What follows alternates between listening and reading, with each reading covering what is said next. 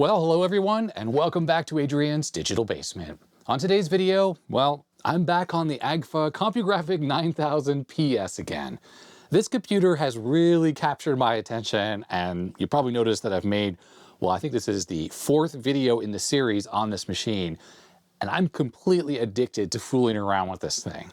I first took a look at the Agfa Compugraphic 9000 PS, which I'll refer to as the Compugraphic going forward, on a PC archaeology episode. It looked like a regular PC on the outside and it was sent in by a viewer, but on the inside actually was very different. It has two Motorola processors, the first one being a 68020 on the main processor board, and there's a secondary I/O board that has a 68000.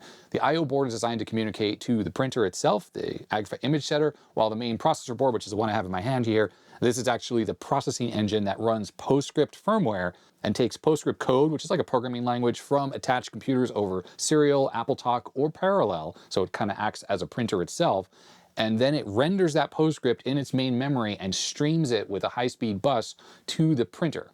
In part 1, I wasn't really able to get this thing to do anything. It didn't quite seem to be working, but the reality was there's no documentation for this. I didn't really know how it should work. And it goes without saying, I don't have the printer that goes with this, and the printer is long discontinued. The materials that go inside the printer to actually print, well, they're not available anymore. So even if the printer did exist, you wouldn't actually be able to use it. So I decided to keep the main processor board and the I/O board, and I would use them for spare parts, and I would just kind of go on from there. Well, what happened next is a viewer took the ROM code that was on both boards, which I had dumped in that first video, and did some reverse engineering work on them and determined that it would be probably possible for us to get into a debug console if this thing were actually booting. And I figured with that knowledge, I should be able to actually try to figure out if this thing was actually booting properly or had a hardware fault. Well, in the third video in the series, it ended up being that there was a hardware fault on this board, and I was able to access the Monitor ROM on here through the RS-232 port, which is connected right there. And that told me that I had a problem in the third bank of memory. So this is the first, second, third, and fourth. This has 4 megabytes of RAM on it. Well, as you can see here, there's a little bit of a bodge where there's a bunch of wires on there, and that's because I didn't have the correct package for the memory chip that needed to be replaced. So I replaced it with one that I had on hand, which resulted in that little dead bug wire situation. But this board was now fully operational, and I got it booted up into PostScript and was able to take a job. And well, I could write little programs because it is actually an interpreted language and get this thing to do stuff. Just not very much, because PostScript, while it's capable, especially for rendering graphics and whatnot, into its internal buffer, it's not really designed to be used as a normal operating system. So finally, at the end of the last video, using all this reverse engineering work and a bunch of help from one of my viewers, I was able to run custom code on here, and there's actually a custom Monitor ROM on this machine along with a BASIC interpreter, so you can actually use this thing to run BASIC. So finally, in this video, what I'd like to do is I want to first talk about how we did this reverse engineering work, because I kind of glossed over it in the last couple videos. I'm going to talk a little bit more about this process because I think people watching want to know what's involved with this reverse engineering work and how you can take an unknown board like this without any documentation and turn it into something we can actually run our own code on. So I'm going to talk about that first, and then I'm going to show you what, with the help of a couple viewers, we've been able to do with this board and get this thing to do, because it is so far beyond what this thing was originally designed to do, which was just run that PostScript interpreter. This thing is so much more capable now. It makes me really excited to talk about it, and hopefully it'll be exciting to you as well. And watch, and I will be bringing this up to VCF Pacific Northwest in Seattle. That's going to be in less than a month at this point. So if you want to see this thing in action after all the stuff I show you that it can do, well, yeah, come and see it there at the show, and you'll be able to see what we've been able to do with this board, how we bent it to our will to do things that it was never designed to do by its designers in 1986, which is the date code on the silk screen right here. So, all right, finally, with all that said, without further ado, let's get right to it.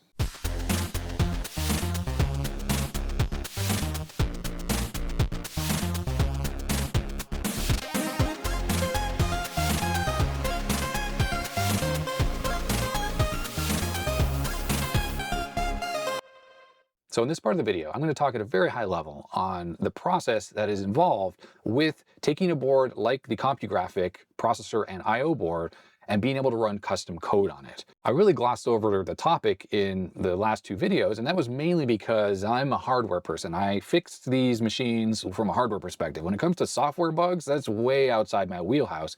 So to make this all happen, I really rely on my viewers to help me out. And with the custom code that I ran on both of these boards, it was absolutely with the help of my viewers that this was even possible. So to help me explain this topic that I'm not really that good at, I've created a slide deck just to help me keep my thoughts organized. If you don't want to watch this part, no problem. You just skip over this section. I'll put a chapter mark. And because I'm far from an expert in this type of reverse engineering work, I'm sure I will make mistakes in what I'm about to talk about. So I'm sure there are folks watching who know a lot more about it. Check the comment section to see what their thoughts are on it. And this is honestly the first time I've ever really participated in any kind of reverse engineering work where I've been able to give my expertise on what's happening with the actual hardware, since of course that's what I have in front of me, that can guide the reverse engineering work that can result in a data set that allows software to be created. Anyways, here's the talk. Step one, in any time you're going to do any kind of reverse engineering work like this, is you need to inventory the physical hardware. And since that's what I have in front of me, I was able to do that. So what's physically on the board? The CPU, the RAM, the ROM, all the peripheral chips. And when I say peripheral, I'm talking about the serial controller, the SCSI controller, floppy drive controller, if there is one, the VIA or CIA chip, depending on what it is, and any other peripherals that are on the board. Because it's absolutely imperative that you have a good understanding of all of these parts of the system that you have right in front of you, because really you have to be very, very proficient at the CPU architecture of the board you're about to work on. And of course, you also have to understand how all those peripheral chips work. Now, this slide says you must be proficient in the CPU architecture. That's just like a hand-wavy way to say that you need to understand the assembly language of the CPU architecture. So in the case of this board, we have a Motorola 6820, which is really just a 68,000 architecture. So if you're good at 68,000, then you're probably going to be good here. Me, myself, no, I'm not good at this. This is why I rely on other people to do this work and help me out. But this would apply if it's a 6502 or a Z80 or an Intel 8085 or any other system. You just have to understand the architecture, because for anyone to do this type of work, you're going to have to read the actual disassembled code that's running on the processor to understand the way the hardware is configured and working. And that's why you just need to know 68,000 assembly in the case of this. Otherwise, you're not going to be able to get anywhere. Now, besides the CPU architecture, you really do need to know how all the peripheral chips work as well. Now, we have data sheets for all of them that are on the Agfa board, because this thing is completely using off-the-shelf parts. If we have custom chips on here, well, then it's much more difficult, because you don't really know how those work if they're not documented. And it's going to be really important for you to understand how the CPU interacts with these chips so you can kind of figure out what's actually going on. What's really important to understand on a system you're going to reverse engineer is, well, how does the hardware get initialized? In the case of the Agfa board, we know that this thing has 640K of RAM, or ROM that is, and all of the code that runs the system is entirely in ROM. But with a lot of systems, you might have a small boot ROM. Think of the Amiga 1000. That thing has a tiny little boot ROM, and it looks for a kickstart disk. And it's the kickstart disk that loads and initializes most of the hardware on the Amiga. So if, for instance, you had an Amiga 1000 in front of you, but you don't have that kickstart disk, you're going to have a really difficult time understanding how all the custom chips work on the Amiga, because the simple boot ROM, it doesn't really initialize any of them. All it does is kind of set up a quick graphics screen with a little logo to say insert the disk, and it probably initializes some registers to get the floppy drive working, and that's it. Now, with a full kickstart disk and maybe some other software for it that talks to all the various peripherals on the board, with enough work, you could get to the bottom of how everything works potentially without any documentation. But it would be difficult, because again, those are all custom chips. But that's not what's happening here on the Compugraphic, because, well, like I said, 640K of ROMs, all the code we need should be there in ROM. There's no other software this thing runs, even without the SCSI disconnected. We know this thing booted up into PostScript, because I showed that in the last video. So that means all we have and everything we need to get this machine running and doing different things is available to us in the ROMs that are already on this board. So that brings us to step 3. You know what the hardware is, you know you have workable code that you can analyze, and you're proficient in the architecture of the system, so 68,000 in this case. Well, you have to take the ROM code, dump it, and disassemble it. And you need to start looking at where the CPU starts to execute code when you first turn the computer on. That's the reset vector, and you just go from there. What's going to happen in that code in the ROMs, it's going to start initializing the various pieces of hardware on the board. You have to start building a comprehensive memory map for this system, and that's exactly what we did for this board.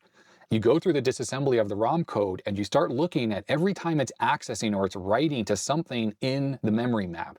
On a 68K based system, and this is where understanding the hardware matters, is all of the peripheral chips, the ROM, the RAM, everything is in the memory map.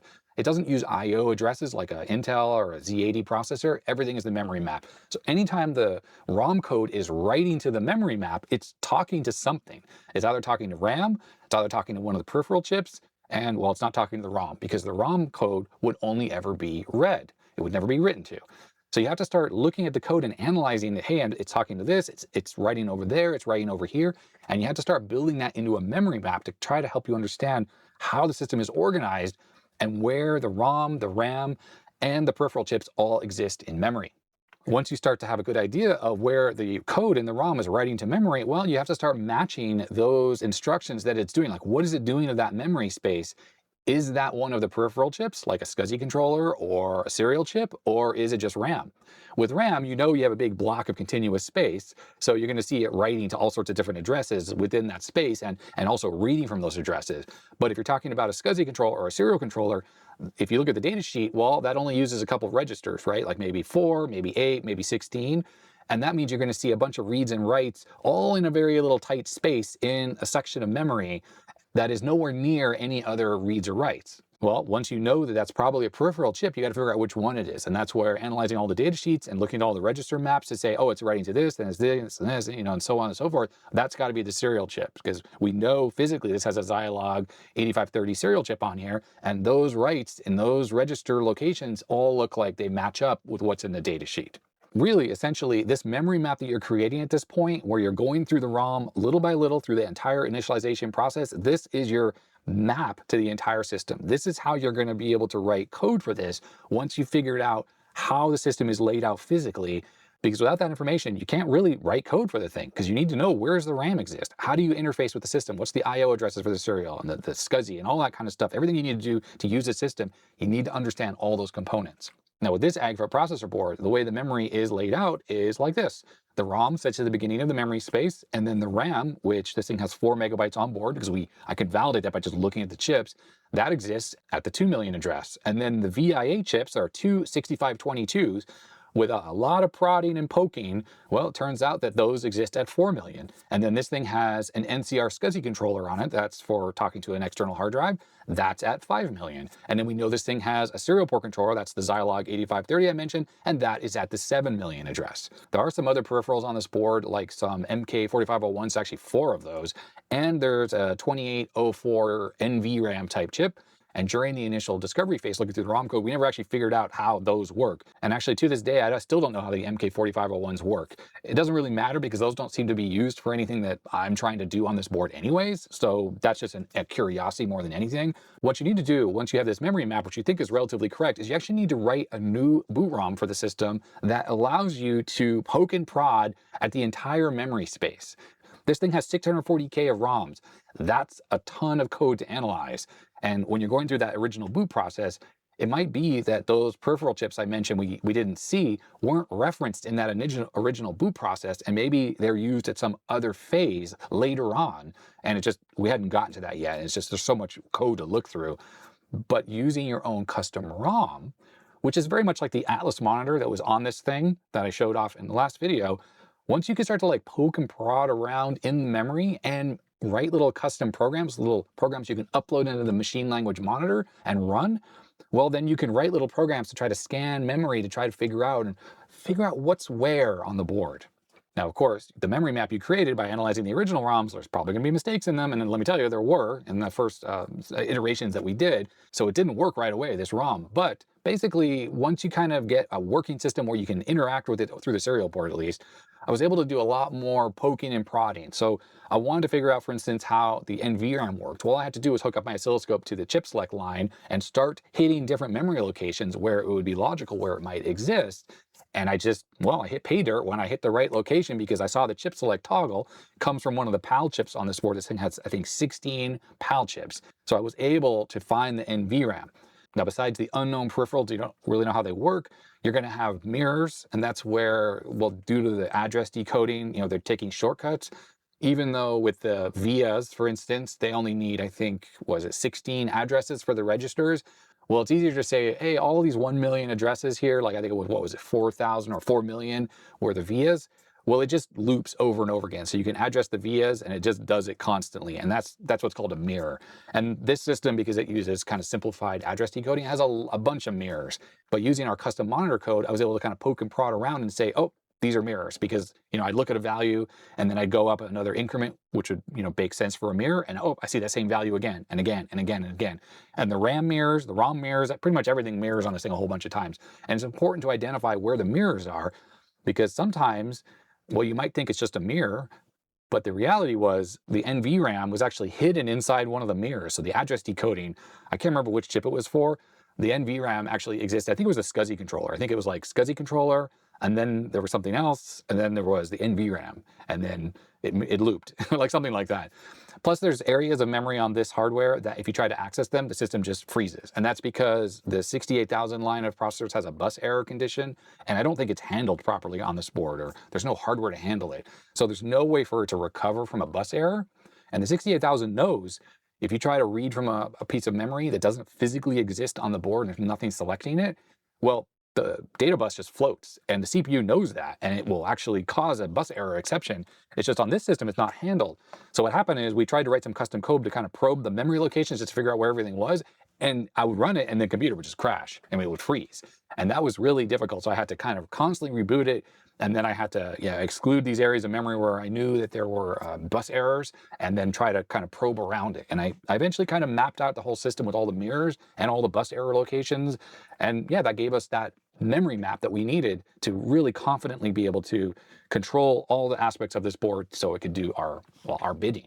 Beyond the stuff I just talked about, there's also interrupts. You want to see if those are hooked up properly. And the way you do that is you could write a little bit of code that then runs on this thing and will say, go to the VIA chips, the 6522s, and tries to toggle the interrupt line. And then you watch for it on the processor. And then you can figure out how the interrupt on each of the VIA chips is mapped back to the processor. Because I think it was the 6820 supports what, like 7 interrupts, or maybe it's 14. I can't remember how many it is.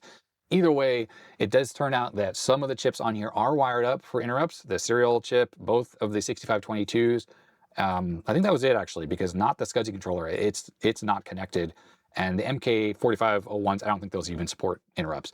So at least there's 3 interrupt lines that seem to work on this. And that's good, because that means you can write routines that instead of polling for a character on the serial chip, you can actually rely on an interrupt. So if you hit a key on the keyboard, it then sends an interrupt, and then you can run a handler to then take care of that and service that interrupt.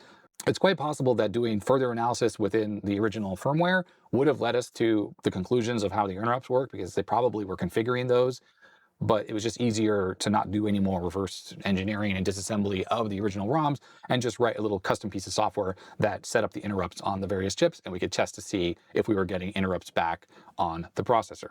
In addition, once you're able to run this custom monitor with custom code, you're able to figure out that, well, we made some mistakes in the original memory map analysis that needed to be corrected. And it was really great to be able to iterate that, by loading these custom code things into the monitor ROM without having to flash new EEPROMs, because that's a pain in the butt. And this thing needs 4 flashed at a time, right? Because it's a 32-bit system, and it's using these 8-bit EEPROMs. Loading the code in through S records, through the machine language monitor, really allowed us to do like testing and kind of work through all the mistakes and really refine the memory map to get it as accurate as possible. Because with the next step, what you need to do if you want to actually start building software and do it well is you're going to take your memory map and write a software emulator. And yes, I didn't do this because I don't know, wouldn't even know where to start with that.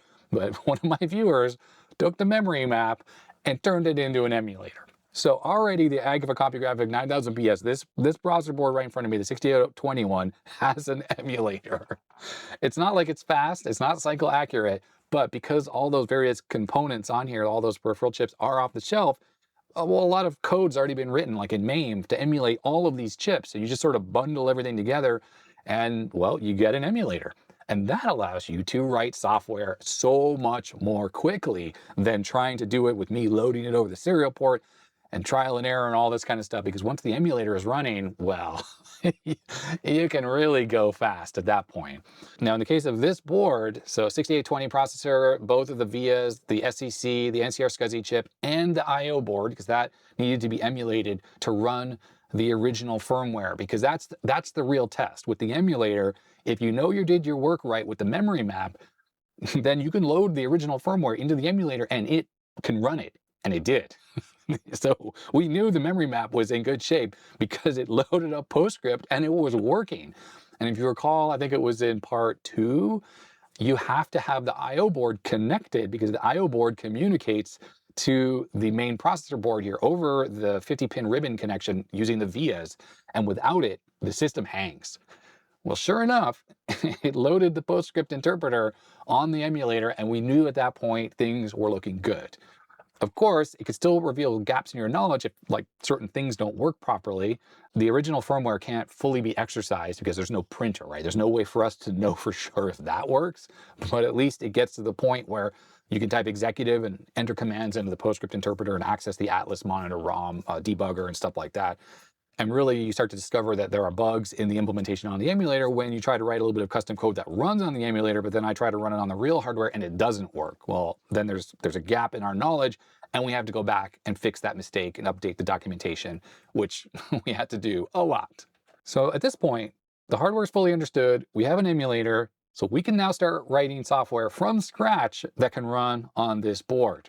And the first order of business was really augmenting that initial boot ROM that we had that was simplistic, and I really wanted to add more features to it so we could test more parts of the system. And really at this point you're off to the races because you have an emulator that can accurately run software, and maybe not at the right speed, but it works, and the emulator works on the hardware, so porting is so much easier because the people helping me, they don't have this hardware in front of them. In fact, I doubt anyone has this hardware in front of them. So you have to rely on the emulator. And because of all this work that we did, making this memory map and the hardware descriptions and stuff like that, the emulator is what allows this process to work at this point. So with regards to this system, like I said, what really benefited us was all of the code we needed to do this analysis was in the ROMs. If we had to rely on disks that we don't have, well, we would have been up a creek. Also, as I mentioned, all the peripheral chips, every single thing on this thing is off the shelf. Obviously, there are registered PALs on here that we don't understand how those work, but it doesn't really matter because all we know is that the CPU can talk to peripheral ICs. We know how they're supposed to work. We know how the CPU works. We know how the ROM and the RAM works. That's all you really need to know. Those PAL chips that are in between, it doesn't really matter how those work. As long as the CPU can talk to the chips, then you're good to go. Now, I alluded to this before, but to get to the point I'm at right now has been so much work. I'm about to show you some pretty cool things, at least in my opinion, really cool things that we're gonna be able to do with this board, which I thought was just e-waste.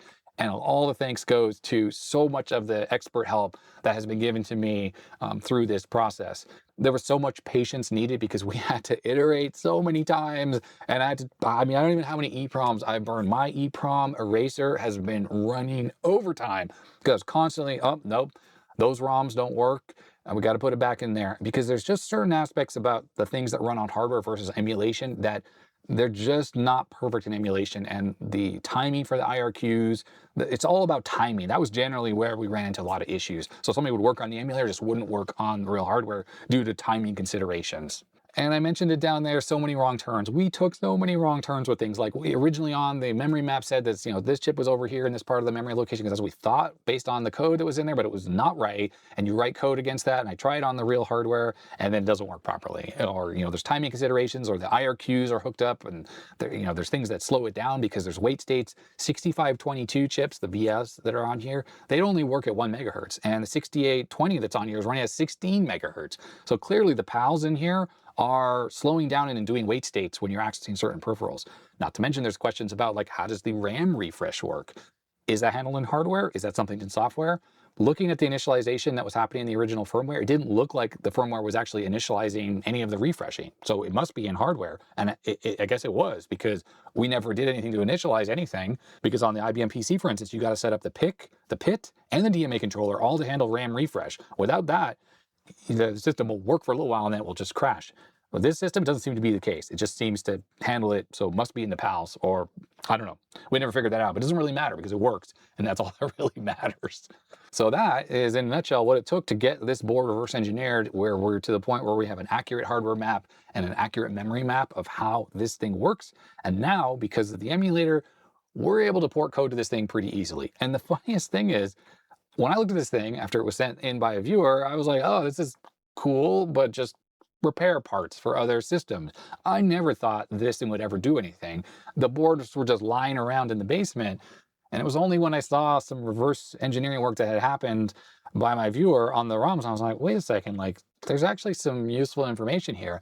And I was able to get the RAM problem fixed on this in the last video, and then jump ahead a little bit, and I was able to get this code running on here. It was completely mind-boggling. And then it has spiraled, really spiraled from there.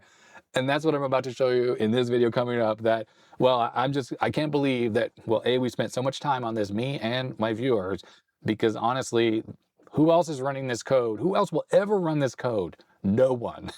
Is there anyone else on the planet who has an Agfa Compugraphic 9000 PS that they could take out of one of those things and flash some ROMs or burn some EEPROMs and run this code? I have no idea. Probably not, but we did it. So there you go. Let me take a break, get something to drink because my voice is a little hoarse, and I'm going to jump into showing off some of the incredible things that this thing can do now that all this work has been done. Let me start with a quick recap of the hardware on this board, just so everyone's up to speed in case you haven't seen the previous videos. This main board is running a 16 MHz 68020 processor. It has space for a math coprocessor that goes in that socket, 640K of EEPROMs. We have 4 megabytes of RAM with my little dead bug bodge that fixed up the RAM, so that works. We have two 6522 VIAs. These are versatile interface adapters that give you timers and a bunch of I/O pins and things like that. It is this one that is used to talk specifically to the I/O board. That's that other 68,000 board that handles printing. We have a Zilog dual channel UART, so this supports 2 serial ports, and very specifically this is used through these transceiver ICs to connect up to RS-232, which is how we're going to be talking to my lab computer. The second channel on here goes through some pins on this connector, which has both the parallel port, which is handled by these ICs, and RS-422, which is used for AppleTalk. And then finally, we have this 50-pin connector, which is labeled SCSI, and that uses this AMD 5380 SCSI controller IC, same one used on the Macintosh and Amiga and a bunch of other systems. Lots of PAL logic on this thing. All these things with stickers are PALs that do all sorts of combinational logic and bus stuff. Then there are 4 MK4501s, that's these ICs. These are FIFOs, first in, first out. I don't actually know what those are used for on this board, but you would assume that the 32-bit bus, the data bus, probably goes through these. Each one of these is 9 bits in width. It's usually 8 bits plus a control bit. And this is designed to allow you to connect something that's high speed, like this processor, to something that's slow speed. I don't really know where these signals go. Perhaps they go to this unpopulated connector that says parallel. I don't think this is actually parallel as in Centronics parallel. I think it's more like a parallel bus expansion. Either way, with the custom firmware that's on this board, none of these MK4501s are going to be used, so it doesn't really matter. And finally, we have this, a 2804 from Z-Core, and this is an EEPROM, electronically erasable programmable read-only memory. And this can be used and is used as like an NVRAM, because you can easily just write to this and then read back, and it, of course, retains its memory when you power cycle the computer. You'll notice that I have, well, pretty much all of the original ROMs out, except for this bank, but that's just because I never bothered to take them out. But we have 5 banks of these EEPROMs, each one being 128K in size. And as I mentioned, that is a total of 640K. With all that out of the way, let me start showing you some of the awesome things that I've been able to do with this board. So first off, we're going to look at the ROMs that are installed in the first bank. That is this bank right here. When you first turn on the computer, the reset vector, which is what the processor starts to execute from, happens in this bank. So this is where the Monitor ROM lives, and all the other banks are just extra code that you can access when the system is booted. And we will be using PuTTY, 900 bits per second, COM2. Let's turn on the computer. There it is, Agfa Compugraphic 9000 PS. It's loading the system. It's currently checking RAM. It's a rudimentary RAM check, but I did that because one of the RAM chips that's on here I accidentally took out in the repair video, one of the original RAM chips, and I didn't quite have it in the socket all the way, and it was actually causing RAM errors, but I didn't know about it because originally this Monitor ROM didn't have a RAM check. So things were crashing. I was like, what's going on? Well, it turned out, yeah, because I didn't have that chip all the way inserted. So now I can find out about it. If the chip is loose, it'll show me a RAM error when it powers up. Now, if you look at these menu items, some people's eyes might have already jumped to some of the things that are giving away some of the stuff that's actually going to be possible on this machine. So option C is boot CP/M, and down here, option U, boot Unix. I'll get to those in a moment. Really quickly, we'll just take a look at these other options. Okay, so we have a basic interpreter. This is Basic version 3.54. This is the same thing that I had running on the I/O board in that video. I think it was, what, part 2? And this is totally a capable basic. Hello world, 20 go to 10, and we type run, and there we go. It is actually fully functional. I can exit this and go back to the machine language monitor by doing call 1054, And then what we can actually do is we can go back into BASIC and it will do a warm or cold start. So we can do warm start, and now our program is still preserved. So that's pretty fun. And in addition, if we take a look at the commands down here at the bottom, save basic programs as S records, well, we can do this. And these S records, if I take these and we copy these into a buffer, and I'm going to power cycle the whole computer, and incidentally about this computer, it's off right now. There's pretty substantial RAM retention on this machine, so I actually have to turn it off and wait a good 10 seconds or so, or sometimes it will crash when you power it back up. And that's just because the DRAM on this thing really retains the memory contents when the system is off for a good amount of time. And the machine language monitor probably should do a little bit better of a job of checking to see if it's corrupted and just erase it first, but it actually doesn't do that. Either way, if we go into BASIC now, we're in the brand new BASIC here, which doesn't have anything happening. So what we can do is we can do L for load. This is going to let us load S records, and they're already in the clipboard because I had copied and pasted them. And now if we go back to BASIC and we do warm start, there's our little program. So it's actually a way to load and save, and that's because EHBasic does have some kind of support for saving and loading, but it's not implemented.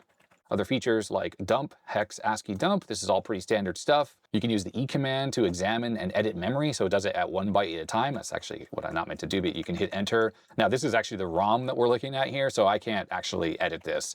And it's pretty rudimentary. In other words, it doesn't really check to see if, well, we were able to write that byte or not. Notice it's still 00, even though I tried to type FF. Being able to write to memory with the E command really is helpful if you're trying to figure out memory mirrors and if you have RAM errors and stuff like that. So yeah, very useful command and kind of essential for something like this.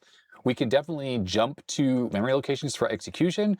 So for instance, we can go to 400, which is just like the entry point for the ROM itself, which essentially reboots the system. One thing that's cool about the L command to load S records is I have a little program I'm just going to load in. And what's cool is it will automatically set the program counter to the correct location. So if I just hit G, I don't actually have to type G2050000 like that. I can just hit G. And there we go. There's a program that does a little computation of computing a wireframe representation of an inverse parabola. I think that's what that's called. The X command is for saving basic programs specifically, but there's also a P command where you can just save any memory, even the ROMs, for instance, as S records, and you can just copy and paste them directly out of the terminal window into a text editor for later loading or analysis, that is. We can look at the CPU registers, pretty simple stuff.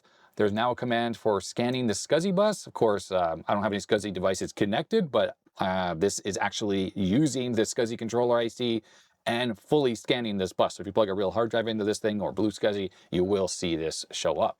We have the command T, which is a RAM burn-in test, which is helpful just to kind of stress test the machine. It's a pretty rudimentary test. This is no March testing, but the nice thing is I could just leave this running for hours and hours and hours just to make sure that this monitor is stable.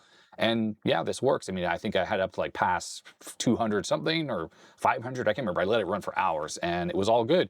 And we can just push any key and that will stop and it will tell you if you have any errors.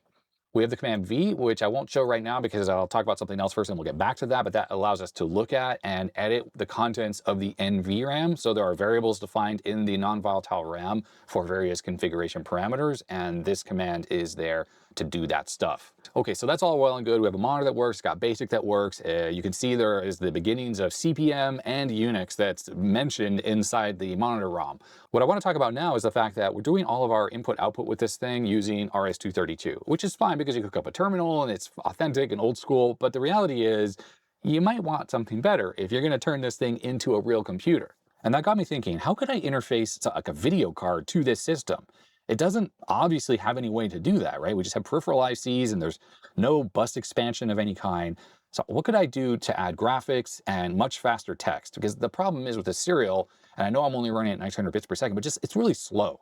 And I was sitting here looking at something like this, an 8-bit VGA card. It's from Paradise. Well, like, is there some way I could interface this ISA to this board? Well, one problem with that is you have to initialize the VGA chipset that's on here. And there's a ROM on this board that does that initialization, but of course this is x86 code. So that would have to be translated into Motorola code. And then the other problem with these VGA cards is that the memory itself is mapped into the memory space on the IBM PC, but then the VGA card or the VGA chipset itself is mapped into the IO address space. So it's not in the normal memory space. Well, Motorola chips like the one on this board operate entirely as memory mapped devices. So we'd have to come up with circuitry to map this chip, the registers for this chip, into the normal memory space of the Motorola 6820, and of course the RAM as well. it definitely would be possible with a custom interposer that goes under the CPU and some custom glue logic to essentially emulate an ISA bus and then map the I/O addresses of the chipset into the memory space of the processor, and then the RAM and the ROM. And then of course you have to replace the ROM and reverse engineer it and get that coded in 68,000 assembly. And it's quite a bit of work. It would be doable, but quite a bit of work. There's got to be something easier. So looking at this board again, I was trying to think, like, what video subsystem could I easily interface to this where I didn't have to modify this board, and I could potentially use one of the empty sockets on the board, or potentially take one of these chips out and then add a video subsystem into that socket using an interposer that would be, one, easy to program, and B, fit within the constraints of that chip. Now, here's what I'm talking about. I thought originally that I could maybe use an EEPROM socket, but then no, I ruled that out because on this system, the data lines are not just connected directly to the CPU, they go through these bus transceivers. And anytime you try to write to the EEPROMs, it never actually turns on the bus transceiver to transfer from the CPU into these sockets. So that doesn't work because whatever video subsystem I use, I have to be able to write to it and read from it. So EEPROMs are out. Well, thinking about these chips at the top, these VIAs, the SCSI controller, and the serial controller, these things all have the ability to read and write to the registers that are in these chips. Maybe I could sacrifice one of these and use that socket to interface a video subsystem. But then the question is, what video subsystem would work that way? Because I know I can't use the VGA card because the VGA card has to have this memory mapped directly into the address space. And that potentially would never work with these because the number of registers that these chips have are all relatively small, like 8, 16, something like that. And that's clearly not going to be enough address space for something like RAM and ROM and everything that the VGA chip is doing. So that brought me to this. Oh, wrong side. This is the Vera module from the Commander X16. And this gives the Commander X16 its video output. So we have VGA, composite video, and S-video. It also gives it an SD card slot via an SPI interface. And this thing has digital audio output along with programmable sound generator output as well. There's no audio jack on this board, but it does actually output the audio back through this connector into the Commander X16, which is mixed with the Yamaha audio on board. So the Vera is a really good candidate because what makes the Vera different than something like the VGA card is this thing has 128K of VRAM, but it is not directly mapped into the address space of the computer that is plugged into it. And I mean, the reason why that was done is because this was originally designed to work with a 6502, which only has a 64K address space, and therefore the 128K that this thing has would be all bank switched, and you need more pins and complicated logic. So all of the video RAM access, reading and writing on this is done through the registers that the Vera exposes to the computer. And this thing works within just 32 registers. All of the capabilities of the Vera is done through 32 registers, which actually makes it a really good fit for replacing one of the chips on this board with the Vera. And then that would give us video and audio output plus SD card without making any modifications to the Agfa board at all. So looking at this board, I was thinking, what could I give up that the Vera would be a good fit to go into? Well, obviously I don't want to give up the SCSI controller because if we're going to try to use the disk for stuff with the BlueSCSI, for instance, I want SCSI to work, and we can't give up the serial controller because we really need serial to work. That's our main I/O way into this thing.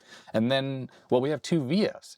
And I already mentioned that it's the left VIA that does most of the talking on this connector. Well, it turns out that the right VIA doesn't really do that much on this thing, not that I can figure out at least. Some of its I/O pins, because each one of these has 16 I/O pins, some of them go to the 50-pin connector that used to go to the I/O board, but a bunch of them don't seem to do anything. And to be honest, with the Agfa monitor you just saw running, we're not even using these at all.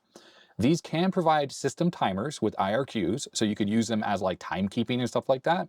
But the thing is, you don't need two of them for that, you just need one of them for that. And it turns out that the left one here has most of its pins connected to this 50-pin connector. So if we want to add peripherals, like say a PS2 keyboard and mouse, well, this would be a good candidate because those signals are all available on this connector. But this one, like I said, it's not really doing that much. So this would be a perfect candidate to give up to allow the Vera to sit in that position, and then will give us far more capabilities with the graphics than whatever this chip was even doing. I don't even know, and it doesn't even matter. So if we go to my big pile of chips here and we look at the pinout for the 6522, these PA and PB lines, these are all the main I/O lines. There's also the CA and CB, which are some additional lines. I don't remember if they're hooked up there.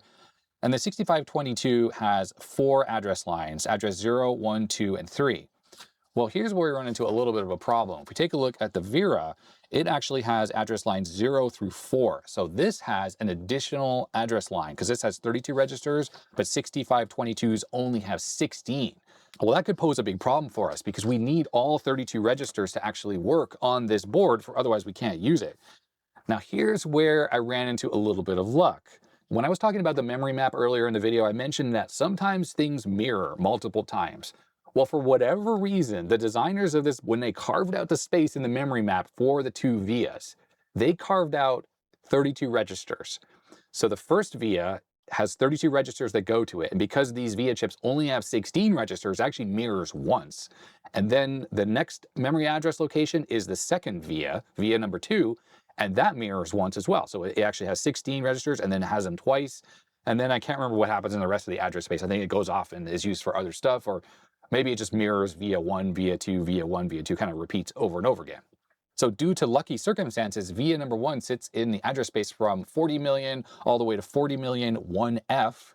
So that is a total of 32 registers. And via number 2, this is the one that we're going to be taking out of the board for the Vera, that goes from 40 million and 20 all the way to 40 million 3F. And as I mentioned, the Agfa monitor that's in here now doesn't even address or do anything with these chips at all. So taking this chip out does absolutely nothing. It doesn't have any effect on the computer, and it will still work absolutely perfectly. And that's a great first step because I need to make sure that it doesn't like break something else on the board, because it's possible like a power on state of one of the pins on here goes to one of the PAL chips and does something, but it doesn't seem to do anything. Now, comparing the signals that are available on that socket versus what the Vera needs, it's a really close match. You know, VCC, the data lines are there, address lines almost there. We're missing one of them, but that can be solved another way. Vera L and R at the bottom, these are the audio outputs from the Vera that can go to an audio jack for sound output. But here's where we run into some issues. The 6522 has 2 chip select lines. It has CS1 and CS2. CS1 is actually active high. So when that signal goes high, that's turning this chip on. And CS2 is active low. Now, it turns out with this system, and I did a little probing to figure this out, the CS2 line is actually just tied to ground. So it's relying on CS1, which is active high, to turn this chip on. Well, it turns out with the Vera, the chip select line, which turns out to be pin 11, this is actually active low. So in order for me to use the chip select line that's on the motherboard, the existing logic, I'm going to have to add an extra chip to the interposer that's going to adapt the pin out of the socket to the Vera and invert that signal. But beyond that, there's a little bit more of an issue. The Vera has inputs for mem write enable and mem output enable. It's very similar to the read-write signal that's already on the 6522, but not quite, because the 6522 read-write signal is essentially low when the processor is trying to write to the 6522, and it's high when it's trying to read from it. Well, I'm going to have to add a little bit of extra logic as well to convert that signal into 2 distinct signals that are active low that tell the Vera, hey, the processor's trying to read from you, that's mem OE, or is trying to write to you, and that's mem write enable. One more pin on the Vera that's useful but not essential is pin 14, which is the IRQ output. You can set this up to trigger anytime you hit a scan line, like a certain scan line, or maybe a sprite collision. Well, luckily, the pin 14, the IRQ signal, is active low, even though it doesn't say that here. That matches exactly with the IRQ signal that's on the 6522. So other than the small amount of logic to convert the read-write line and invert the chip select line, it should be pretty good. Now, the one other issue, as I mentioned, I kind of glossed over it, is we only have RS0 through 3, and this thing needs an extra address line. Well, you might have noticed on the main board, there's a socket up here now. Well, I probed around, I looked at the address lines that were on the FPU socket, which seemed to be connected just like to the CPU, and I figured out that address lines 0 through 4 are available on that chip, so whatever that thing is. So what I went ahead and did is I built this. This is the interposer for the Vera, and this IDC header and these wires that goes to that socket, those are the address lines that I'm just going to pick up directly off that socket up in the top corner. This is a 74F10, which is what I'm using to invert the chip select signal and also create the mem OE and the mem write signal that go to the Vera. And this is all hand wired. As you can see, we have the 40 pins that go into the VIA socket. And then I even have a little bypass cap for this IC. And this is the 3.5mm audio jack for the sound output from the Vera.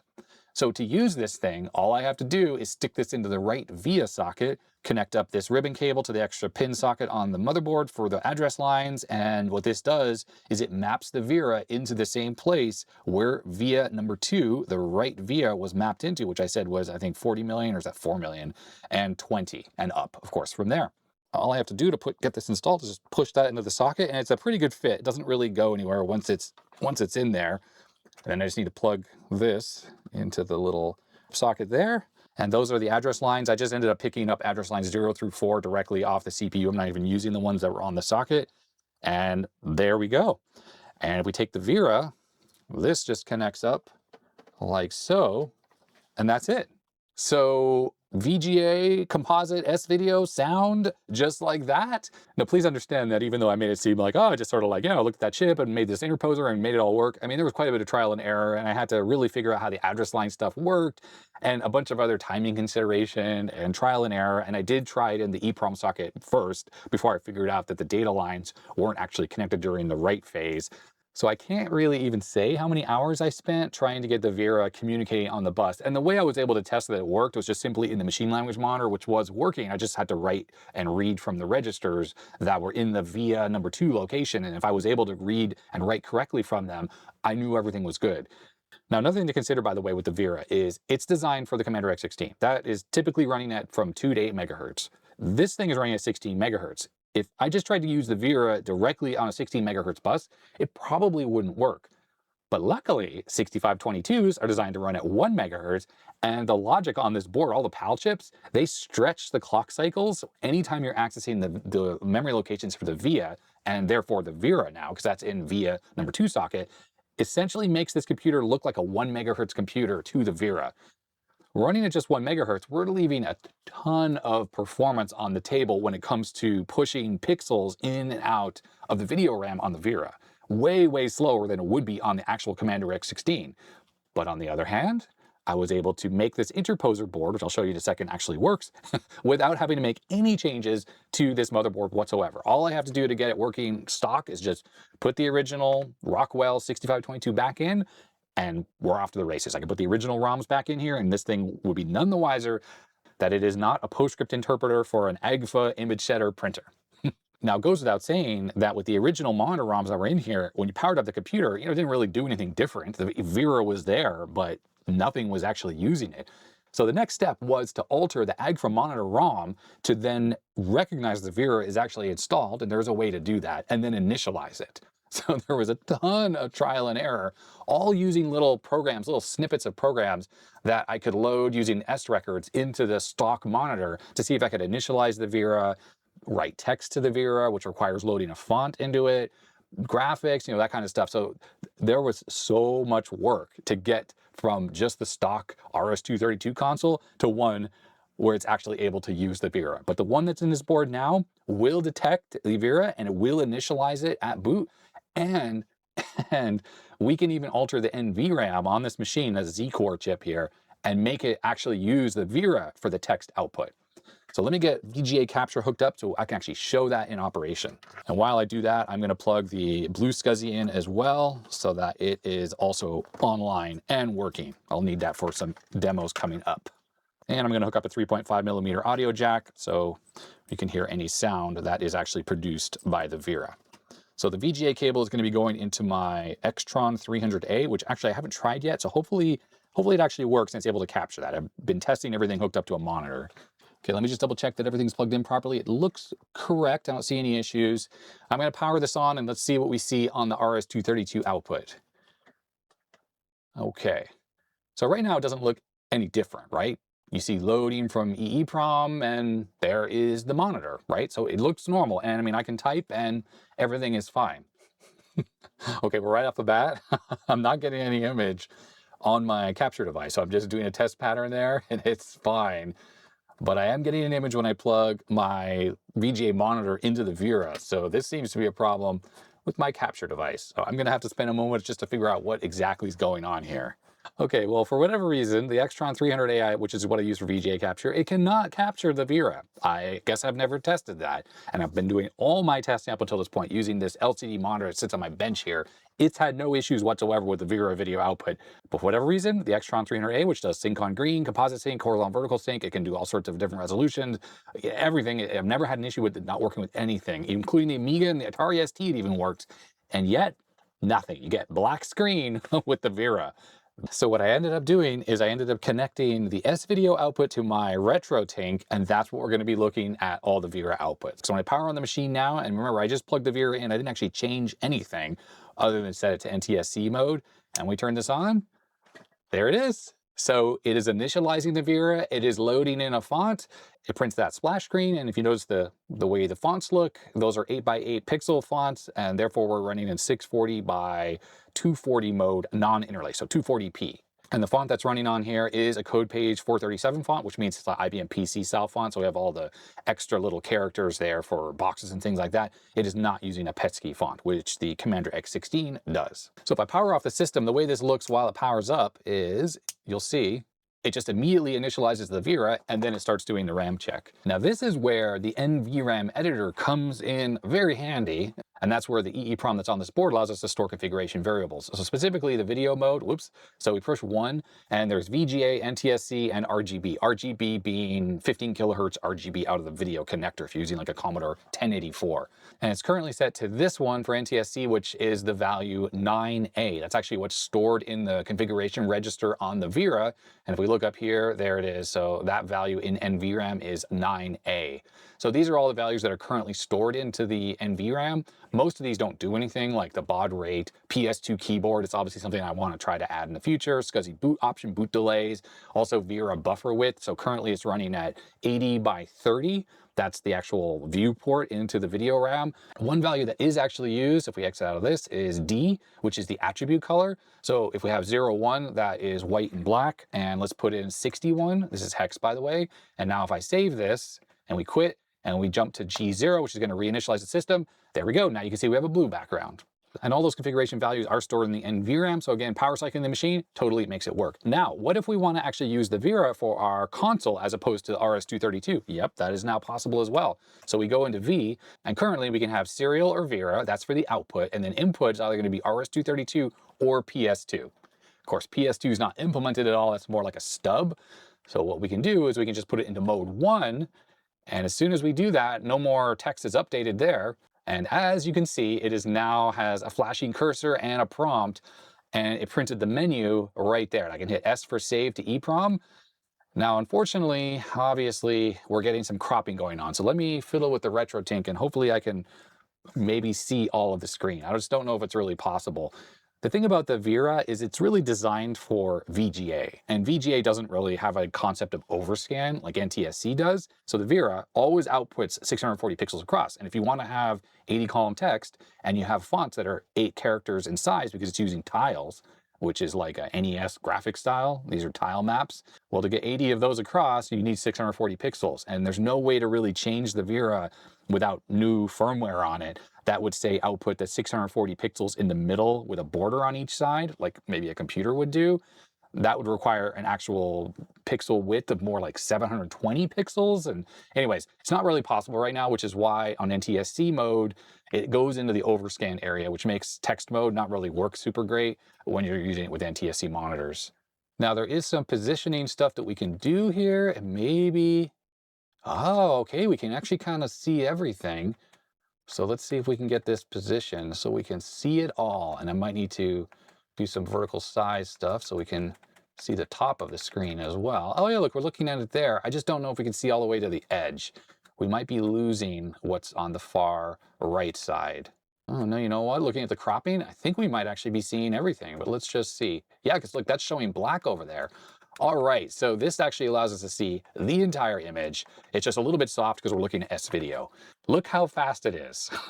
It is so fast. So if we do all that, look how quick the scrolling is. Now, what's really cool is the way the monitor is written is there are entry points, which basically API calls for things like printing to screen and getting characters from screen. And as long as you use those API calls, the monitor ROM has been configured that when a Vera is detected, it actually redirects those calls to use the Vera as opposed to serial. So programs don't really need to know, hey, I'm talking to the Vera or talking to RS-232. The monitor ROM is totally handling that. So that means if we go into BASIC, for instance, BASIC totally works. There is no problem and really no modifications were required for BASIC. It just totally works. And look, there it is. It's super duper fast as opposed to when you're doing it over serial. Now, one thing I want to talk about real quick is that the flashing cursor that you see there, oh, that was really hard to implement. The original implementation of Vera support in the Monitor ROM didn't have a flashing cursor because the flashing cursor requires precise timing. And we had to use the VSync IRQ in the Vera to configure it so that it was counting, you know, every 500 milliseconds of VSyncs, turn the cursor on, turn the cursor off. I cannot tell you days and days and days of work, trying new firmware, running test code in the original firmware. It was so much work to get the cursor working because just implementing the whole interrupt handling, none of the interrupts were even used. So to get flashing cursor implemented, we needed to implement an entire ISR, interrupt service request handler. But this was all thrown together very quickly, right? Because I've only been working on this board with the help of my viewers for a couple weeks now, and we've been able to get to this point, which I think is, you know, pretty amazing, to be honest, right? Incidentally, we can look at the SCSI bus. So there it is, BlueSCSI, showing 171 megabytes on the image that's on there, but that totally works. The SCSI controller on here has an IRQ as well that's wired up. I think it's IRQ2. At first, we had a little snafu where we turned on the cursor flashing and the IRQs for the Vera, but we didn't actually know the IRQ2 was a SCSI controller. And what would happen as soon as we enabled the Vera with the flashing cursor, it would crash anytime you tried to use the SCSI controller. And we were like scratching our heads like, what's going on here exactly? Well, yeah, like it turned out, like I said, it was the IRQ2 firing whenever we tried to use the SCSI controller, and then the interrupt handler that we had installed into memory wasn't handling IRQ2, and the thing was just crashing. So now the Vera is working. How about doing something with it with our newfound graphics subsystem? So I'm going to load a little program in here, and what this is designed to do is change the fonts. So we can show that the fonts are software definable, which is kind of fun. And the one that's running on here right now, I think it's from a Toshiba 8x8 font, like it's a CGA font. I thought it looked kind of nice, so that's why I picked this one. But this program, which is kind of big because it has to have some Vera initialization routines, plus it has to hold the whole fonts in themselves and load them into RAM. If we run this, there's our current font, so all 256 characters, and there's another font. So a skinny font, which doesn't look super great over the composite or S-video we're looking at here, but it looks really good over VGA, of course. And we can hit space for next, and here's a really ugly font that's kind of all like Gothic-y looking. I don't even know why anyone would ever use this. And here's another skinny font. Now what you could do is I could just pick one of these, like I can say this one here, and we can hit U, and there we go, it exits, and now we are using this super ugly font. And let's load another program. Now this one is actually going to show off some graphics, unlike the last one, which is fonts. Now, even though the fonts are like text mode, this is still graphics we're looking at. It's just tile-based graphics. So every font is a unique tile, and the Vera supports 256 tiles. But we could be drawing sprites on top of this and things like that. This is so fast because we can say this position is this tile. So you're really not defining or pushing pixels for everything in here because it's already defined in the Vera. You're just telling it to use a specific tile. But what we're doing here is going to be pure graphics. So check this out. Fades the palette. Oh no, sorry about that. I did all the testing of these programs on VGA, and clearly that thing initializes the video mode for graphics into VGA mode. So it does not honor what's in NVRAM, even though it does when it goes back to text mode. We're back in NTSC mode. And what we saw there was what the RetroTink does when it gets a VGA signal. It does not work. Darn it. That was such a cool demo, and it's not going to work. In fact, I'm sure none of my other graphics demos are going to work. I'm going to spend a moment to try to fix them.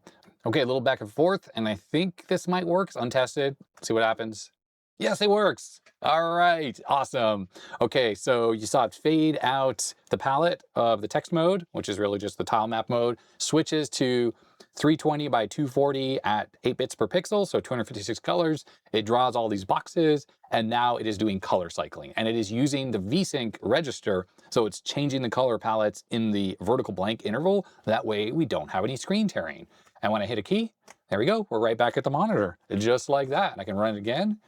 So that's an example of using assembly language to program the Vera directly from a 6820, stuck with this 1 megahertz bus that we're limited with on this particular system. But this is fast enough to actually do this color cycling perfectly. And while none of us really have the chops to, say, write a game that's using the tile map, which would be very fast and give us really smooth multi-layer parallax scrolling and stuff like that, it does show that this totally works as well. It'd be kind of fun to actually, while this is happening, like have some sprites bouncing around and stuff like that. This particular 8 bits per pixel mode is using 70 something K of the video memory, but there is 128K of video memory in this. It does overwrite the font, so we can't just write the text on top of this screen right now, But when we exit, it just reloads the font into memory, and there we go. We're back at the Agfa-MON. You see a little bit of a garbage thing there for a second. You would see it normally even switching modes into 320 by 240, but because the palette is all turned to 0, you don't see it. That's why it looks really smooth, that transition. Neat, right? I think it's neat. So one thing about the Vera is the graphics capabilities in this thing are not unlimited. Yes, it's running a tiny little FPGA, but it's more akin to a Super NES. So there are some FX modes on here that have recently been added in more recent firmwares that can help with some acceleration when you're trying to use this. Kind of think of it as like a Super FX chip and Mode 7 on the SNES. It gives some of those capabilities to the host computer that it's running on. We don't need it for math because we obviously have a pretty fast processor, but when it comes to transferring data into the Vera, remember we're stuck with that 1 megahertz bus, so it's pretty slow. So this program I just loaded in should draw some circles. Yeah, I don't know what's going on with the glitch, but I had to make a change to the program so it would run in NTSC because this was also hard-coded and fixed for VGA. Either way, these circles are being drawn directly into the video memory of the Vera, and you can kind of see how slow the access is, because I think this processor could probably draw circles even faster than what you're seeing here, but it's really slowed down by the weight states that are generated by the Vera. So you could see it drawing each one of those circles. And we are in 8 bits per pixel mode, and it's pushing pixels directly into the Vera, and this is direct writes with no acceleration whatsoever. So I know that the transfers into the Vera are slow, but I was thinking maybe a double buffer would be a way to do it. So we render the actual circles into a double buffer in the main memory, and this is fast, 32 bits without weight states, or if there's a weight state, it's like 1 weight state or something like that. So that would be quick. And then do a blit operation where you CPU would copy what's in RAM directly into the Vera. Maybe that could speed it up. Well, that's what this is. And it actually is drawing 5 circles in memory in the double buffer, and then it blits the entire screen. So it's doing some overdraw because it's transferring like even the black edges and stuff like that. But you can see that's not really that fast. It takes maybe 4 or 5 frames to actually transfer the entire 76 kilobytes or whatever it is into the Vera video memory. That, unfortunately, is our fundamental transfer rate limit if you're just pushing pixels directly into the Vera. And to think if we could run this at the full 8 megahertz, then it would run 8 times faster than this, which I think theoretically, well, I don't really know for sure, but I feel like we might be able to transfer the entire frame inside the vertical blank interval, which would mean there wouldn't be any tearing. Of course, we could be doing a better job because we could also be not transferring data that's already been transferred in, like only doing what's changed. That would require some computation on the processor ahead of time though. But this is with double buffering using the main memory. Well, taking a look at the programming reference for the X16 talks about these FX modes and kind of explains what they all do. And one of the modes that's in there is called caching mode. And what it will do is when you engage this, you can write 1 byte into the memory, and it will actually write 4 of those bytes into the memory. So it's good for filling a large area where it's all the same color. And that means that with these circles, if you think about it, most of the circle is all exactly the same color. All that really matters is if we use those 4 byte copies for the edges, it's going to be blocky. So you got to switch out of that mode and just write directly to the edges in the normal memory map. So this program I'm about to run is using the original algorithm. It's not using this double buffering. So it writes directly to the Vera, but it's using FX cache mode to speed it up. And you can see this is running more quickly using this FX cache mode. So therefore, even with this 1 megahertz limitation that we're stuck with the Vera, this just shows there are ways with some clever optimization to get better transfer speeds out of this, even with the 1 megahertz limitation that we're stuck with here. Now, I can totally imagine there's going to be people sitting there thinking, well, why don't you just make this thing run faster? Why don't you, change the motherboard so it's not stuck with this 1 megahertz bus? I've thought about that a lot, and I've done probing around. And one of the problems with the Agfa motherboard is this thing is actually multi-layer. And you can see there's some traces underneath there, under the top layer, that they look black. Well, the problem is there are more layers inside the board that you just cannot see. So there's a lot of traces that are totally invisible. Problem is it's very, very difficult and time consuming to even figure out how things are connected. So I started with a chip select line that is on the VIA socket, and I tried to figure out what that goes to. And I found it goes to one of these PAL chips. It's like under the Vera right now, and it goes to some 74LS logic chips.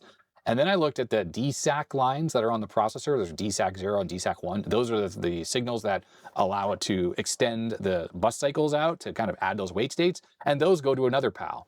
But these PALs are all registered PALs. They all have clock signal inputs into them. That means they have state tables inside of them. They're complex. They're doing all this kind of bus stretching and things like that. And these PALs seem to all interact with each other. So the PAL that creates the chip select line over here does not talk directly to the PAL, which might be this one, that talks to the DSAC lines in the processor.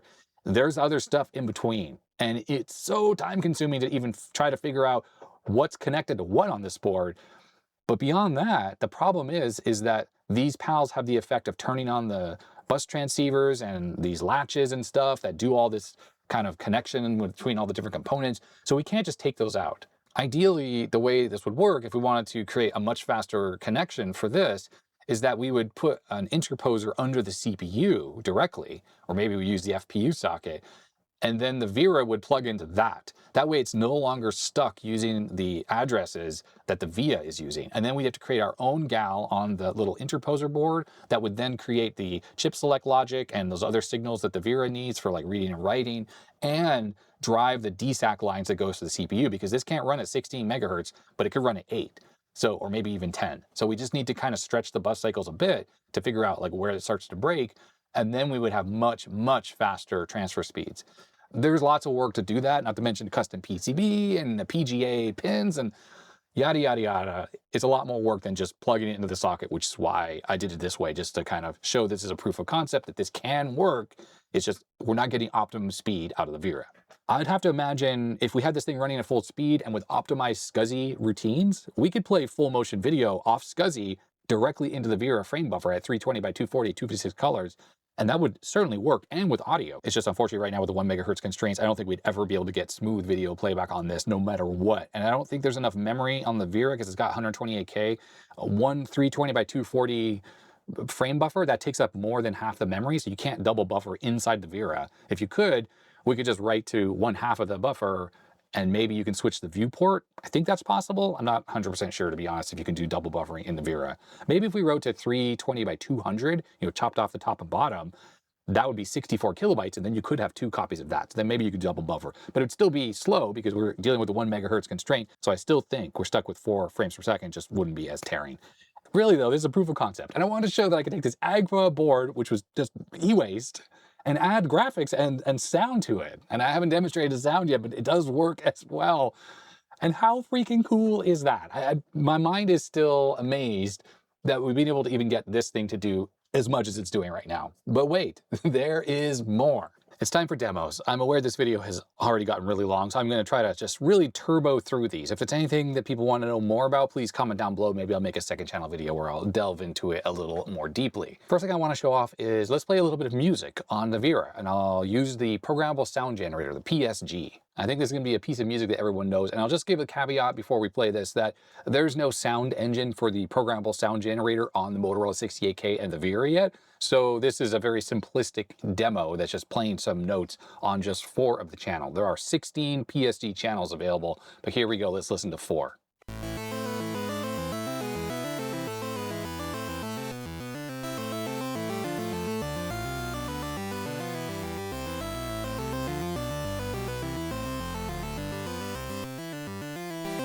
All right, that's enough of that. I think everyone knows that piece of music. The Commodore 64 commercials use that to show like, your kid was gonna be really smart if they had a Commodore 64. So I thought it was really an appropriate tune to play on the Vera using the PSG. Next, I want to demo CP/M and Unix. Now, the reason why we're back in RS-232 mode is both of these haven't been adapted yet to use the Vera console mode, so we're gonna be stuck with 9600 baud. So we'll just hit C to go into CP/M, and there it is, 68K CP/M. So we're using a RAM disk right now for the A drive, but there's no actual files on here. But we do have C through the N drives available on the BlueSCSI, and here's where we actually have some programs. Now, a lot of this stuff isn't really working right now just because we're trying to rush to get this stuff working so I could make a video about this machine, but we can use Zork, for instance. And this is actually going to have a bunch of things we can take a look at. So let's load Planetfall as an example. The SCSI routines, by the way, are very slow right now because we tried to get the pseudo DMA stuff working with the IRQs, and none of it really works properly with the Vera running. So therefore, we're using PIO, and it's just super duper slow, which is why loading 122 kilobytes here is taking so long. I can see the BlueSCSI activity LED is just solid on, but there it is. There is Planetfall. And of course, everyone's seen one of these, but it totally works. This interpreter was not compiled with any of the VT100 codes, so that's why it doesn't have a status bar, but it totally does work. The only thing I'm noticing is it's not wrapping the words properly. It just has, it C and then ERVs is on the next line, so not ideal. We have all the usual CP/M commands, and most of them do work. So C drive, right, looks like it has about 5 megabytes free. There is what is actually a C compiler on here. So here is CC68K, and make is on a different drive, and stuff is sort of spread all over the place. So we have a bunch of libraries and things here. I can't remember where make is, but it's somewhere around here. But you can actually compile stuff. And I think some of the utilities that are in here were actually compiled inside the CP/M environment on the emulator, of course. And one of those was this game, Robots 21. And this is actually going to use some of the VT100 codes, if I recall. So how do I move around? I'll use the number keys on the keypad. So we'll insert coin, and it draws the play field. And yeah, I'm the $ there. And I'm not even sure what I'm supposed to do, but I have 10 out of 10 robots, and then yeah, I lose. So anyways, there's a game, and we can hit escape to quit. So CP/M, kind of cool, but also kind of boring, because with a system as powerful as this, it feels like you're wasting a lot of the horsepower running just CP/M. How about we go to Unix? Because that's a lot more useful. So this is Minix 2.04, originally ported from the Atari ST version of it. And Minix is a Unix-like operating system that's more educational than, say, production ready. But from my understanding, Minix is POSIX compliant and does have threading and jobs, and so it has some multitasking capabilities, and it doesn't require a memory management unit, which this computer lacks. So no protected memory, very easy to corrupt the system. But on the other hand, because there's no protected memory, you can drive hardware directly from it, so you don't need special drivers or kernel mode stuff. You can just run user-level programs that can talk to stuff directly, like the Vera, and that's what's cool. So this is actually pretty complete. So if we go to the bin directory, oops, not dir, ls, there's a good number of utilities that are on here. So we're using the ash shell, so that's why, you know, we have a prompt. We're not just using the sh. Unfortunately, some of the stuff that's missing is there's no process control, so there's no way for me to look at the processes. Now there is job control actually working on here. There's no background command, but we can type jobs. So if you do start something with an ampersand, it does actually fork it, but there's really no way for me to, well, have a running program that I put in the background, because unfortunately, I think the Control Z, Control C, and Control D don't work, or maybe they do. I don't know, actually. I think I just crashed the computer. Yeah, it is frozen now. There's something the matter with those that need a little fixing, and once those are working, we could run a program and Control D out of it and like put it in the background, for instance, or the nice command is there. You can just see it right there. Nice is there. So we can have it run in the background, and theoretically there's multitasking capabilities on here. One of the issues that I mentioned about CP/M is that the SCSI implementation is really slow. Well, that's also affecting Unix right now, simply because we haven't got around to being able to speed up the SCSI with sudo DMA and IRQs, which would allow it to kind of work in the background. Therefore, it wouldn't just halt the system anytime the SCSI is being accessed. One of the goals will be with Minix is to actually have a working C compiler on here as well, so that we can put programs on here and then compile them directly on the system to kind of really exercise the system, check for speed and stuff like that. Well, we don't have that capability right now. But what is on here are some games, some things that we've ported to the system. And yeah, right there, Doom is on this system. Now, there's a few things I want to show off. Let's start with projectx.mod.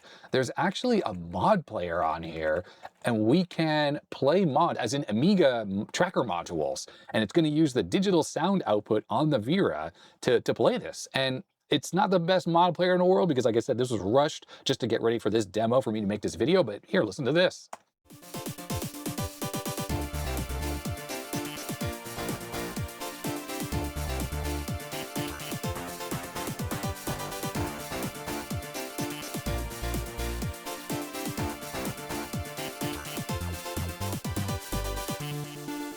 All right, anyhow, there you go. So that is actually taking an Amiga mod tracker, and it is combining the right and left channels. That's doing it in software in the processor, and then it plays it over the digital output on the Vera.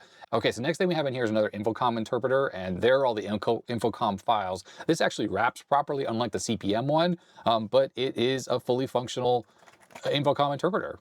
Yeah, awesome. Pretty funny there. It says unimplemented opcode sound effect. Not sure what that was trying to play, but maybe one day that'll work. Next up there is NES VGM, and if I load that, and there's an associated VWAD file, which are basically all these NES game tunes that are loaded into here. It's not working well enough to even really demonstrate, but I think this will work eventually, because the NES sound circuitry is extremely similar to the PSG sound circuitry on this thing. And then there's the DMC channel on the NES, which could be played through the digital audio. So that would be the goal, is to be able to play all of these NES tunes on the Vera and through Unix here. Of course, to do this, you have to emulate a 6502 because these are basically just 6502 code. A lot like SID tunes for the 64. It's 6502 code. Either way, I think this will work eventually, but it doesn't work yet, so I'm not really going to demonstrate that. Next up, we have Bapple, which you can tell is bad apple, and I think everyone knows what that is. I'm going to do no sound because, unfortunately, this is highly unoptimized right now, and, well, the sound is not working. And as you can see with the visuals below me, it's not really working very well at all. And a lot of that is due to the stuttering you see is the SCSI routine. So anytime it freezes, it's accessing the hard drive. And I can see the hard drive LED come on. Well, and then you can see, like, you know, it's using the character map and it's not really working super well, which is why it's all corrupted. But this was thrown together so last minute. And I'm hoping by VCF, as an example, this will be working and it'll be playing smoothly. You can see in between, like, the stutters where the SCSI kind of stops the whole system. It does play smoothly for a second. So I think this will work better once we have a chance to kind of fix it up. Unfortunately, there's no way to exit the demo either. I have to actually power cycle the computer. At least the system boots up really quickly. Unix, most of it's in ROM. I mean, at least this kernel portion here, we have 128K. It just boots up very, very quickly. It's not really using much of the SCSI hard drive, as far as I'm aware, until it says checking file system and mounting file system. Next demo I want to show is AW, and I'm going to turn the speakers down because this has sound that we don't want to hear. The sound is not working properly. This is pretty cool that this works, and I think this can actually be made to fully work. It's just right now, all this is going to do is play the intro sequence. And you can see right there, we're going to be looking at Another World. So this is the Agfa 9000 PS version of Another World. Let's switch to a view where you can see it full screen. So yeah, there it is. It's totally working. And of course it looks great on VGA. We're looking at it over S-Video, and I notice it's jittering, and that's because this was changed or modified to run in NTSC mode last minute. And it's interlaced right now. It's 240 resolution, but it's actually still interlaced video, and the RetroTink 5X Pro doesn't deal with interlaced video very well. So it's a little jittery, and that's what you're seeing. You can see as the elevator opens there, we have that tearing going on. So we're running up against that transfer rate with the Vera, as well as the fact that I don't know if this is running in 8-bit color mode, so 256 colors, or if it's just in 16 color mode. If this is a port from, say, like the Atari, then it could be running in 16 color mode, which should run, you know, twice as fast because it's only 4 bits per pixel versus 256. And then, of course, if we use that acceleration stuff like the cache mode and do intelligent transfers where you're transferring 4 bytes at a time, because a lot of this is just solid color, then it could go even faster potentially.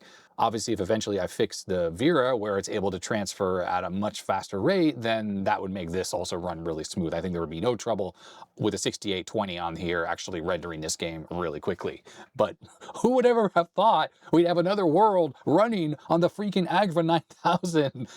On the freaking Agfa Compugraphic 9000 PS. Like, well, I never would have thought. I'm going to reboot it before people get angry because of all that flickering that's going on. Believe me, that looks absolutely fantastic when you're looking at it on VGA. All right, back to Unix, because only a couple more things to show off before I can call it for this demo.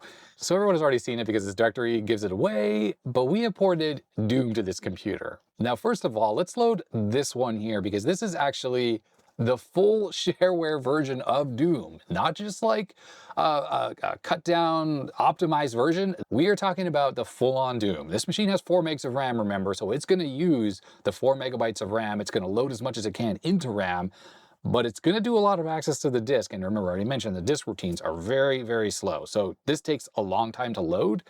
We did some test benchmarking in Agfa Monitor using like custom code snippets to see how fast we could go on SCSI, and we were getting over a megabyte per second. So I think once we get those routines kind of optimized and locked down and loaded up into Minix and into CPM, then the disk routines are going to be massively different. I think we're getting literally like 60K per second or less right now. So that's why this takes so long to load, but it will load. And here it goes. Yes, this is Doom 1.9. And it's running at 320 by 200, and I think it's going to have some flicker, unfortunately, so I apologize about that. But there we have it, yes, and it is flickering right now, sorry about that. That is the shareware version of Doom, but running on what was just a printer freaking controller. Okay, you can see a couple problems here. It's very slow. Now, If you ever try to run Doom on the Amiga or on any 68,000 computer, it's really slow on those as well. Now on an Amiga 1200, which can display 256 colors, I think Doom runs around like this speed. I actually don't know for sure, but I think it does. But you can see the screen refresh rate as it draws the frame, how slow that is. And that's our Vera 1 megahertz thing going on. I think a lot of the rendering, from my understanding, is happening in a double buffer and then it's splitting. But it's running the demo right now. And you also notice it's actually in a lower resolution mode. So that's actually offering a lot of speed up just because we've like half the resolution. But the HUD is in full resolution. And of course on VGA it looks really good and none of this flicker is happening and whatnot. This again was last minute. We just rushed this out. I've said it so many times. I'm sorry. If you had a nickel for every time I said that, you'd be rich by now. But there it is. This is fully playable. The biggest problem right now is we don't have PS2 keyboard support. So to play this, I have to actually bring up the serial console. I'm going to move it off to the side and I can like push a key and I should be able to exit the demo. Yeah, there we go. Okay, so we can start the game. It's just the inputs aren't really working properly because of course, you know, it's happening over RS-232 and it's not designed for this. Okay, so the reason why it's just sitting here, besides the flickering, is it's loading off the BlueSCSI right now. So this is that slow SCSI access rate that is causing us so much trouble right now. But here we are in the actual first level, and I can absolutely move around. So it is WASD. It's slow as anything. It's, you know, would you call this playable? No, not really, but it does totally work. And because this is the full shareware WAD, you can go through any part of the game that is in that WAD file. It will totally work, which I think is pretty amazing. It was just a couple weeks ago. This computer was literally doing nothing, was broken, and no one had ever done anything on here except, well, print PostScript jobs to image setters, you know, back in the 80s and the 90s. And now we're running Doom on this thing.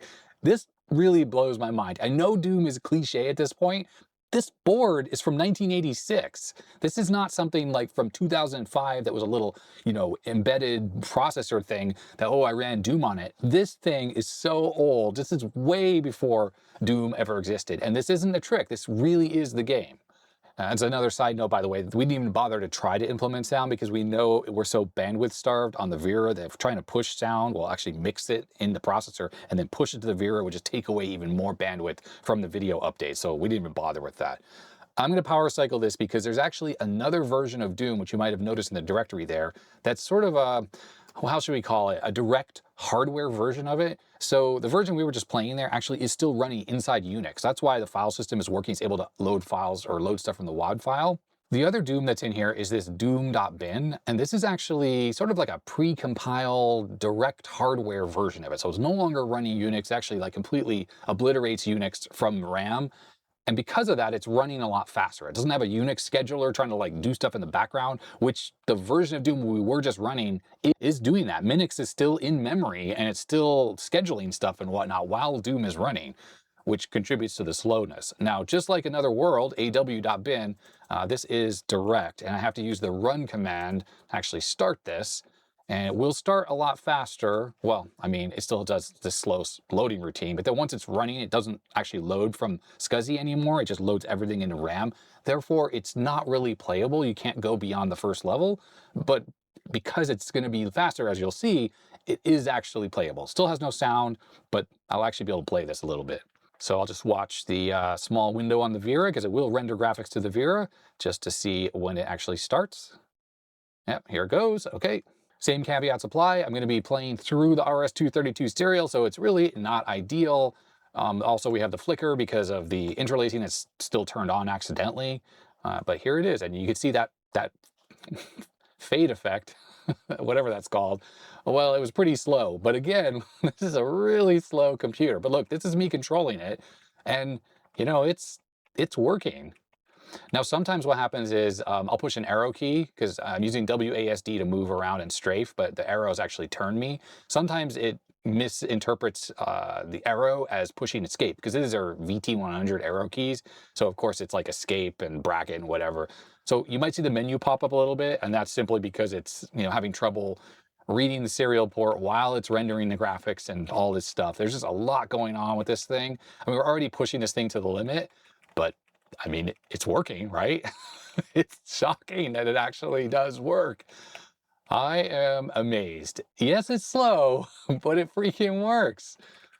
I have played through the entire level. I am not gonna like put everyone through the pain of watching me play through this whole level because of course it's so slow.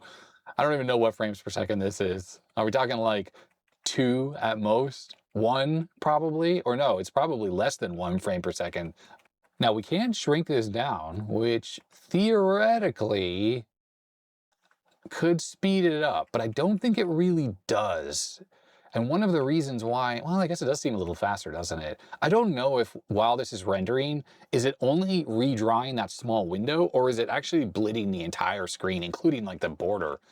No, it's certainly feels a lot faster. Of course, it's in low resolution mode, so now it's like potato vision. You can barely see anything, but it does work. But it does work. Here we go. Here's our first enemies. Can I, oops, you gotta hit the space bar. Look, you can barely see them like pixel blobs. Oh, come on, stop it, stop it. Pixel blobs. And they, okay, no, no, I thought I got him, but he was just a blob. Okay, well, anyhow, there we have it. I'm not going to play any more demos because I could go on for a while. There's more stuff you could do on this, but I just wanted to show that a few weeks ago, and I'm not kidding, that it was just a few weeks ago, I thought this board was trash. And then between then and now, we've managed to get that Agfa Monitor ROM working on here, which then led to the Vera and Unix and CP/M and Doom, because the Vera makes that possible, and all this other stuff. It's just mind-boggling to me that people like me, who's just a hobbyist, and some help of some folks on the internet who are just viewers of the channel, were able to throw together everything you've seen today on this machine to make it actually do all of this. Let's be honest, the Agfa Compugraphic 9000 PS, this board we're using with here, is nothing more than just a single board computer, to be honest, right? I mean, that's what the definition of this thing is, single board computer. While this was made by a big multinational company at some point in the 80s, yes, this could be a hobby project as well. In fact, there probably are single board computers already out there that use a Motorola 6820. And I really want to show a couple things in this video. I want to show that reverse engineering the ROMs is possible as long as you're really proficient at the assembly language, at reading the assembly language of the architecture of the CPU that you're working with. And there are lots of tools available today to actually help you in that endeavor. It doesn't take away from the fact that it's still a ton of work to do, but it is possible. And this was a perfect example of it, this Agfa board and the little I/O board. Both of these things are now useful little computers. I mean, useful in that what? You can play games really slowly and maybe run Unix very slowly. And yeah, okay, sure, it's not really useful, but it still was absolutely fun. And then what I really wanted to do is I wanted to highlight how freaking cool the Vera module is. When I first saw this on the Commander X16, I immediately had a thought that this thing could be added to any computer like that doesn't have good graphics. VIC-20, Commodore 64. I mean, 64 has good graphics, don't get me wrong, but it doesn't have the same kind of graphics that this thing has. There's no reason why something like the Commodore 64 couldn't do all the cool graphical tricks that the Commander X16 could do if you just add one of these modules. And because, of course, it's already a 6502, stuff written for the Commander X16 could easily just be ported super easily over to any other 6502 system, an Apple II even, and then you could get awesome looking games and graphics and sound on those machines. Of course, SD card support as well. But the fact that I was so easily able to add this to this machine, which didn't even have an expansion bus, just by hijacking the VIA socket and getting this working, just shows how versatile this thing is. Yeah, VIA, Versatile Interface Adapter, Versatile Interface Graphics Adapter. I think Vera stands for something like that. Like the V in Vera is versatile, if I recall. This particular Vera came from my Commander X16. I borrowed it from that computer, but you can buy these as standalone modules. They're about $60, and I'll put a link in the description below if you want to pick one of these up. And I just want to also mention that I think the problem with the VGA on this particular Vera is that the sync signals are 3 volts or so, and it doesn't work properly with my capture device. And that was what the problem was, why I had to do everything off of NTSC. The version of the Vera that is called the Otter X Vera doesn't have that particular issue. I don't know exactly what technically is different about it. Maybe it has level shifters, but that one generally works better with monitors that this one might have problems with. Although I don't know if the newer Commander X16 Vera modules have an improvement that will make the VGA a bit more compatible. There's also a version of this that has HDMI now as well, or HDMI compatible output. I think it's like DVI over an HDMI connector. So I'm going to have to pick one of those up. That way I can capture it directly on my capture setup without having to rely on like an analog to digital conversion like I did with this one. I'm just thinking about all the other places you could put one of these. Like what about S100 bus computers? What about the PET? What about the TRS-80 Model 1? I mean, there's lots of possibilities, so many possibilities. Anyhow, thank you very much for indulging me if you made it this far in this machine. The Compugraphic has just been so much fun for me, but I understand that I need to really work on other things. Like I gotta get the Plexus going. So maybe the next video is gonna be me firing up the Plexus again, because without a doubt, I'm bringing the Plexus up to VCF in Seattle. It's gonna be there with me. So if you wanna see that thing in person, and I mean, I haven't turned this on, that hasn't been on since I made the videos about it. So I really hope it works. Otherwise, I guess I'll be doing a repair video, but let's just hope that thing fully functions. And then I'll be able to actually have it running software so people can play around with it and stuff up in Seattle at the VCF. Okay, and with that, I'm at the end of this video finally. So thank you very much for indulging me and allowing me to play around with this machine. I can't tell you how many nights I've stayed up till 4 a.m. working on this thing. It has been a labor of love, but I have learned so much about hardware, about the Motorola 68K platform, about this. I've just learned so much. And to me, that's what makes this era of hardware from the 70s and 80s so absolutely fun. Is you can learn by just fooling around. And that's all I've been doing with this thing, is fooling around with it. And we've got to the point where we've made this thing cool. So I'll be showing this off at VCF up in Seattle, and hopefully we'll have some of those demos like Bad Apple and Doom running on it. And yeah, it might be slow and janky, but you know what? It's way cooler than this thing ever was in its original life. As far as the code, all the Monitor ROM code, the Vera code, like everything we've learned about this thing, the hardware descriptions, the memory maps and stuff, that will all get published on my GitHub. It's just right now it has, well, it's a big disaster. It's just, there's been so much time working on this. There's files everywhere. Everything's a big mess. There's like documentation that doesn't match because, you know, we were learning at such a fast pace. Updating the documentation wasn't the high priority. So I need to do that while it's still fresh in my mind. Get rid of all the old junk data that's in the documentation, just make it nice and clean so I can put it up to my GitHub repo so you can check it out. I think there will be useful bits of code in there for using a Vera on another 68K system, stuff you could potentially use if you're going to use a Vera on another 68K system. Although it might give you just some ideas that you can make your own, like roll your own from scratch, but I'll just throw it out there anyways. I think that's going to be that. I don't know if there's anything else I need to talk about. I've just covered so much in this video, but thank you for sticking with me. Thank you for watching, and I guess that's going to be it for the Agfa right now. If anyone wants to see more cool stuff with this, or if we like have any huge breakthroughs or milestones and whatnot, then I will make an update video. But on the other hand, I think people are probably pretty sick of seeing this thing, so maybe not. I don't know. I'm not sure yet. But either way, I'll be at that VCF in Seattle in the beginning of May, and then I'll be in Dallas at the end of May, and then I'll be at VCF in Chicago in September, I think it is. And I guess with that, thanks to my subscribers, thanks to my patrons, thanks to my YouTube members, thank you to all of you, and comment down below all the usual YouTube junk, and I guess that's gonna be that. So stay healthy, stay safe, and I'll see you next time.